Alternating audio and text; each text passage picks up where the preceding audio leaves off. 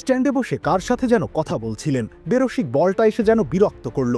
ঝাঁপ দিয়ে ডান হাত দিয়ে ক্যাচ লুফে নিলেন, ফেরত পাঠালেন মাঠে, আবার ফোনে ব্যস্ত হয়ে গেলেন। ধারাভাষ্য থেকে কে যেন বললেন, the best catch of the match. ম্যাচের সেরা ক্যাচ তো বটেই, গোটা সিরিজেরও সেরা ক্যাচ এই লাল শার্ট পরা ভদ্রলোকই নিলেন কিনা সেটা নিয়ে আলোচনা হতে পারে। Jonty Rhodes, is that you? Shadab Khan সম্ভবত গুগলি করতে গিয়েছিলেন, কিন্তু ফুল লেন্থ ডেলিভারিটা ছিল তানজিদ হাসান তামিমের জন্য একদম উপযুক্ত আমন্ত্রণপত্র।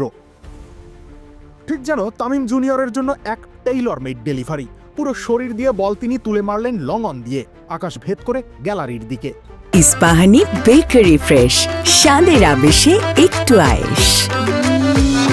সেই বলের অপেক্ষায় কোনো ফিল্ডার ছিলেন না, বরং অপেক্ষায় ছিলেন কানে মুঠোফোন হাতে কথা বলতে থাকা এক যুবক। এক হাতে মোবাইল ফোন, অন্য হাতে বল, চোখে মুখে বিন্দুমাত্র ঘাম নেই, ক্যামেরার সামনে যেন অনায়াস নায়ক তিনি। ক্রিকেট মাঠে এমন দৃশ্য রোজ রোজ দেখা যায় না।